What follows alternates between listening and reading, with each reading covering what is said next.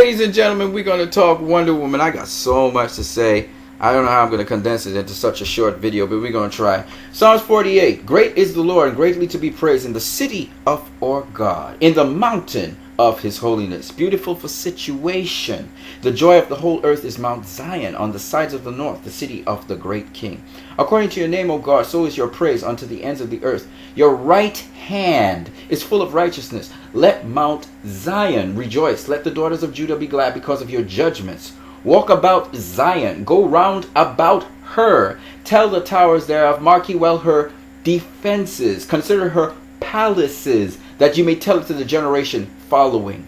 For this God is our God forever, and he will be our guide even unto death. Let me unpack this as fast as I can here. God is great. Look all around you. Anything that's alive testifies of the goodness of God, that God is good. God is not someone who is jealous and vindictive and looking to avenge people if they make a mistake. How do we know this? We've made all kinds of mistakes as human beings and we're still here.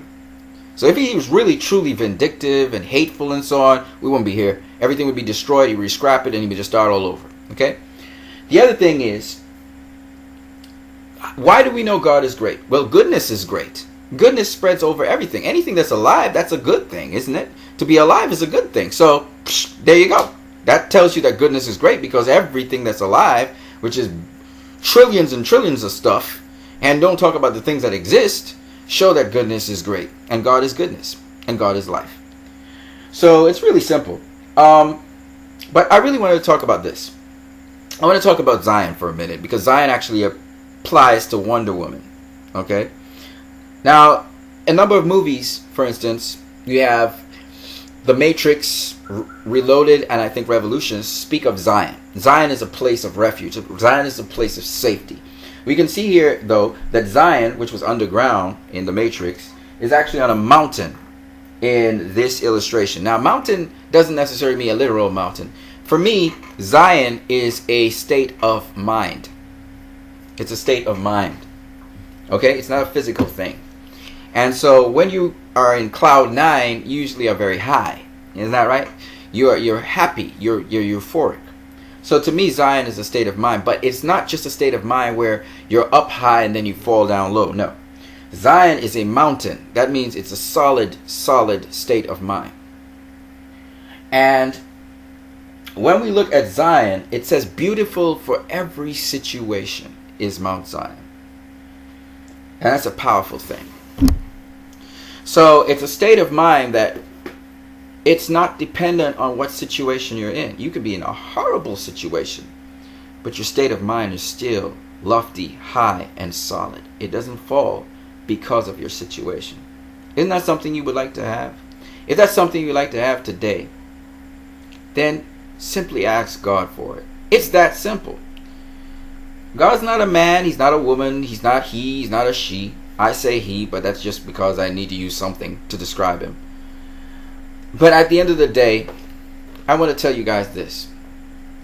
Every time you wake up in the morning, you hear the birds singing. Every time you breathe in and breathe out. Every time you look at people moving about, going about their business. Every time you see a car. Every time you see a building. Every time you see something that exists. Know that all these things praise God, because they say, I am alive. And if something says it's alive, guess what? That's the greatest praise in the world. Everybody wants to be alive. Everything wants to be alive. We fight to be alive. We struggle to be alive. We want to breathe our last breath being alive. So that's how I know there's a God. That's simple. Because we're alive. Now, let's move on to something else. And God is life and God is love. All right, let's move on to something else here. So, how does this apply to Wonder Woman? Well, let me get into it real fast, all right, people, because I want to say something else here. So, Wonder Woman's name is Diana. Okay? Diana was the goddess of the Ephesians or the Grecians. But in Mesopotamia, aka Babylon, Persia, Media, she is known as Ashtar. Ashtar is also known as Esther. Now, Esther just means a full star. It's like the star that has supernovaed and spread all over the galaxy, right? So All-Star Comics, if you replace the two L's with an SH here, you'll get Ashtar. And what is interesting also, in addition to that, is that this is comic number 8, where Diana is debuted. And 8 is the number of rebirth. And yes, DC Comics has right now, since 2016, DC Rebirth as well. So there's a lot going on here. But I'm just talking about comparisons. My point is Zion, the state of mind that we all strive to be. Diana is basically the description or guardian of that state of mind. If you think about it, every attribute that Diana has or she possesses is actually that of Zion. So I thought this would be kind of deep for you guys, and I thought you would enjoy it, the symbolism behind it. Now, another very interesting thing is that All-Star Comics number 8 featured the Justice Society of America, which was the precursor to the Justice League. And the members of this society can be seen right here. And if we look at these members here, the Justice Society of America, of course we have the founding members such as Superman and Batman here. They were known as honorary members. See, it says hereby, the Justice Society of America hereby elects Green Lantern as the 4th honorary member, like Superman, Batman, and the Flash. So these were honorary members of the Justice Society of America. They were also founding members of the Justice Society. So you had Superman, you had Batman, you had the Flash here, and you had the Green Lantern here. Right? And in the upcoming Justice League movie, you know those guys are in there. And also, you also have these other members here that I'm trying to actually highlight right now. Actually, the first Justice Society of America, or All-Star comic, number 1, featured Hawkman, which is this gentleman here. That's Hawkman. I believe it featured Sandman, which is this gentleman right here. That's Sandman. Okay? And then you have the Atom. The Atom is this gentleman right here, known as Dr. Atom. We have Spectre. Spectre is this gentleman right here. Then you have Johnny Thunder, which is this gentleman right here. Dr. Fate, which is this gentleman right here. Dr. Midnight, which is this gentleman right here. And the Starman, which is this gentleman right here. Okay? Now, a little later on, Wonder Woman would actually join the Justice Society of America in Action Comics number 11. So in Action Comics number 11, you see Wonder Woman right there being part of the Justice Society of America, along with all of the other members we just talked about, and the honorary members Superman and Batman. And the Flash, he was actually in All-Star Comics number 1. Okay? Now, in All-Star Comics number 8, Wonder Woman debuted, and the beautiful thing about this is she had the Phoenix on her chest, and Phoenix again represents rebirth, okay? A bird rising from the ashes, from fire. So this is very interesting how Wonder Woman plays into this this mythos. But she was introduced in Action Comics number 1. I'm sorry, All-Star Comics number 8. Action Comics number 1 was Superman. Anyway, and she then became a member of the All-Star Comics she became a member of the Justice Society of America, the precursor to the Justice League, just three issues later, okay, in All-Star Comics number 11. And you can see here also just really mainly with the Justice Society of America in number 14. Okay, by the way, this was in June, July of 1942, after she had already been launched into Sensation Comics, and as well, she had also launched into her own comic by her own name. Sensation Comics is a group of comics, you see, like All-Star Comics. Alright, so she actually was in the very first issue of Sensation Comics, but she was not the only comic in there. There were other comics in there with other stories, and she literally headed this comic. So she still didn't have her own comic, okay? Now, what's interesting about this is that in Sensation Comics number 1 of January 1942, you know, the kind of equipment that Wonder Woman actually had to fight against other people was only she had the cufflinks bracelets, aka also known as the bracelets, the cufflinks. They're known as the protective stuff for your forearms. I keep on forgetting the name of that thing. I don't know why, but I'm not gonna re-record this thing because this is my 12th re-recording. All right. So she did not actually start off with a shield like Captain America did.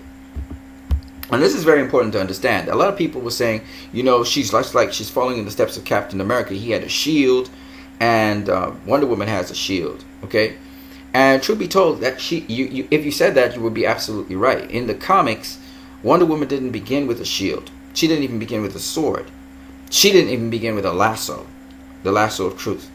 Isn't that interesting? She didn't have any of those items, at least when the comic came out. She only had her bracelets, also known as cufflinks. Somebody else, could you just tell me what the name of that thing is? I forgot what the name of it is. That's the proper name for war, and I'm not going to look for it. Okay. Anyway, so this is very interesting. So, and also Captain America came out March of 1941, whereas Wonder Woman came out in December of 1941. I think it was November, actually. November of 1941. Okay? So these are all very interesting things. And what I want to show you is the evolution of Wonder Woman through time. So in the very first issue, in Sensation Comics #1, Wonder Woman actually did not use a lasso of truth. She did not use a shield. She did not use a sword. She had an armor, yes, but she mainly used her bracelets to deflect bullets. Okay? Gauntlets, that's the word I was looking for. Gauntlets. I don't know why I don't remember that name. She used her gauntlets, aka bracelets, aka cufflinks. Okay? So, it's interesting that until actually 1942, June, Sensation Comics #6, she actually started using the lasso. It was the introduction of the lasso. And it was kind of like an introduction of a lasso that was as if she was doing a rodeo. So Wonder Woman used the lasso to lasso people like she would in a rodeo. And actually, in the Amazons, they actually used the lassos to lasso one another like that. And they had sports and games like that, where they would kind of like a rodeo, lasso the Amazon and drag them all around the place. So it was kind of a mixture of being a cowgirl, basically, and the rodeo. It was kind of like that. That this Wonder Woman was dealing with. Of course, she had heels at the time. William Morrison, he gave her heels on top of all of that. And also, if you notice, the animal is a mixture of a kangaroo and a horse. So this is really interesting. And in the games, they usually use these kind of kangaroo-looking animals, kind of horse kangaroo-looking animal. It's really interesting. Anyway, this is the issue in which she actually used the lasso. Now, she started using swords in the very first issue. And by the way, this issue here, #6, was in 1942, June 1942. Now, in July of 1942, she finally got her own comic book. So whereas Captain America started off with his own comic, and he had a shield, okay, and the shield changed shape as time went on. Wonder Woman, unfortunately, had to go through 3 sets of comics before she had her own comic. I didn't notice that, but 2 sets of comics. Sorry, she went through first All-Star Comics, and she was there. She was part of the Justice League, pretty much like how she started off with Batman v Superman. She will be part of the Justice League, and then she had Sensation Comics, in which she headed Sensation Comics. She was like the first comic on that. And then she had her own comic, Wonder Woman comic. So actually the movie Wonder Woman is actually a step ahead of the comic books, in that whereas Wonder Woman had to go through 2 comic books, 2 sets of comics, she had to go through All-Star Comics and then Sensation Comics. In the movies, she went to the precursor of the Justice League, Batman and Superman, and then she went to her own movie, which is a bigger step than back then. Of course, everything happened a year apart, just like with Batman v Superman. It happened in 2016. Wonder Woman's coming in 2017. here she had the Wonder Woman comic in 1942. She came out in 1941. Sensation Comics came out in 1942, but so did the Wonder Woman comic. But it just came out a couple months after, right? 7 months after. So in a Wonder Woman comic, this is the first time we see her. The very first issue of the Wonder Woman comic, she's using a sword, and they go back into time when she was on Themyscira, and she's fighting. And you see again these kind of kangaroo-like animals. Actually, they're not horses; they're kangaroos. And here she's using a sword, and she has a lasso of truth as well, and she's using it against another warrior here, and she's able to defeat that warrior. Okay, so there she is there, doing that. Steve Trevor lands on the island. There's the other warrior, and that's Diana. So this is the first issue, 1942. The following year, she's using a sword, but she's still not using a shield, right? And you can see they are geared up like ancient Grecian warriors, right? So the issue in which she actually used a shield, and we saw the Amazons in their full regalia with swords and shields, was in Sensation Comics number 71 in 1947. This is 5 years after the debut of Wonder Woman in Sensation Comics. Okay? And this issue was called The Invasion of the Sun Warriors. And the full regalia of the Amazonians, man. They had the shields, they had the swords, they had everything. Okay?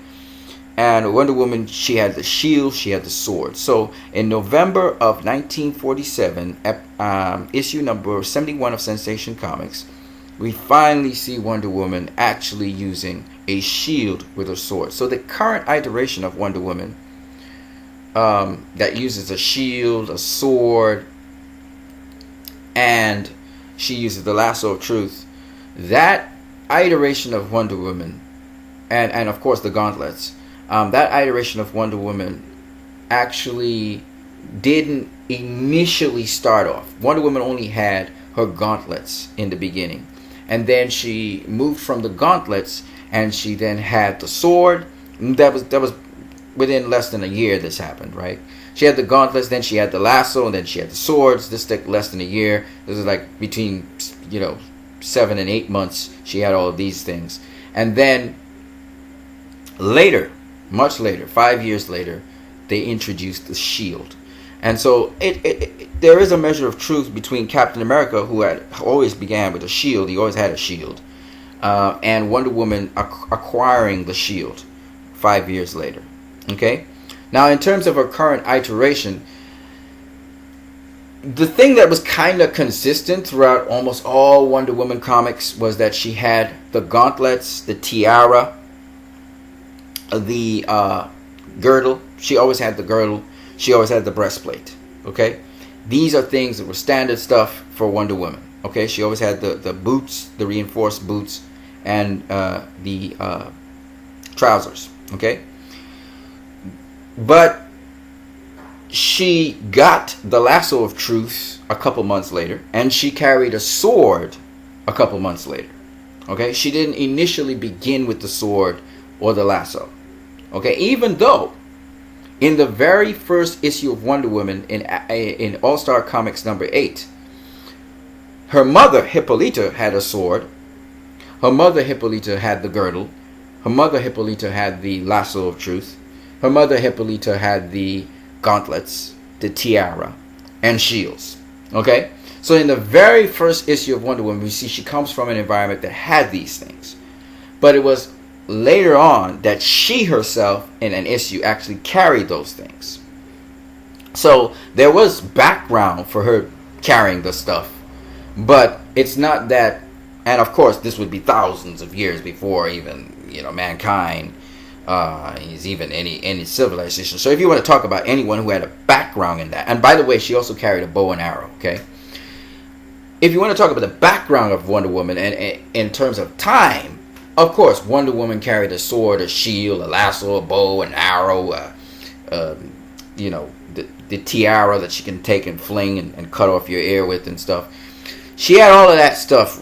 Not she necessarily, but her peoples had that stuff long before there wasn't even any World War I and II. But in terms of issue and in terms of comic books that came out, these were when she first appeared in them. using these things. Okay, like for instance, this issue right here, number 1 of Wonder Woman, it really is about, if you're looking at a timeline, this is thousands of years before 1941, right?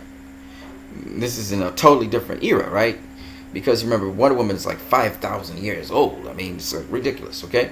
So when we're talking about Wonder Woman, if you're going to put a timeline, then obviously she has those things way before Captain America had them. But if you're talking about in terms of comic book releases, no. Captain America began with the shield.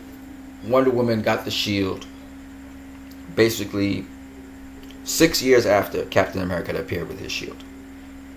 So I just thought I would share all of these things with you guys. And again, you guys can always check out the history of these things, the Greek lore and so on. You know, it's awesome to go check into these things because, again, if you're a fan of comic books, you're going to dig deeper. And you're going to see that the comic books, especially Wonder Woman comic, is linked to Greek mythology. And Greek mythology, all mythologies, all myths have a certain degree of truth to them. So, yes, the common gods, these gods, are gods which are revered and worshipped by men, but they were really like us. They were actually human beings like us, but they were just really excellent human beings. Take, for instance, Esther. Esther was an excellent human being, so excellent that people actually worshipped her. Okay? And so Esther, also known as Ashtar, is considered, you know, a god. And I'm not talking about Esther, the Jewish lady who became queen. I'm talking now about Esther from Mesopotamia, from Sumeria. The story of Esther is a whole other story. In fact, Ashtar is related to Ishtar, and Ishtar is a Egyptian goddess. Okay? But again, Ishtar should not be worshipped like that, but it happens. Again, it was an actual person that actually existed in early Egypt. Early Egypt was known as Phut. P-H-U-T. Okay? And I don't want to go into too much detail about ancient Egypt, but suffice it to say that this lady, Ishtar, she was exceptional. She created cities, great works of science and art, established some remarkable leaps in medicine, etc. So you can always go and research this stuff and find out a little bit more about it. But suffice it to say that, yes, usually the gods and the myths are based on actual people who actually walk the earth. And people, you know how it goes. When somebody dies, you know, the story gets kind of blown out of proportion, but the symbology of it is still there intact. So that's what basically happened. Okay? Alright, guys. You have a great one. I hope you guys always check out God and goodness and seek after those things.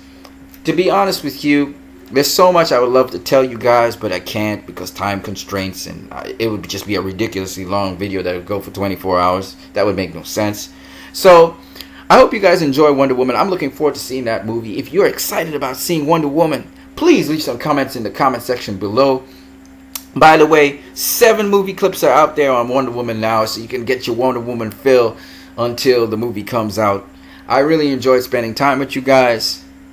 Don't forget, you can donate to my channel. It's very simple. Just go click on settings, then click on about section, and then click on messaging me and ask me, I would like to donate to your channel. How do I do so? And I will tell you exactly how to do it. Alright?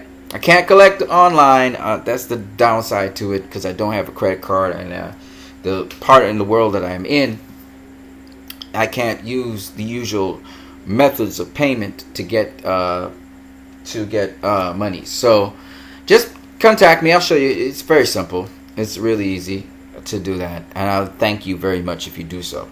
Have a great one, you guys. Have a good weekend.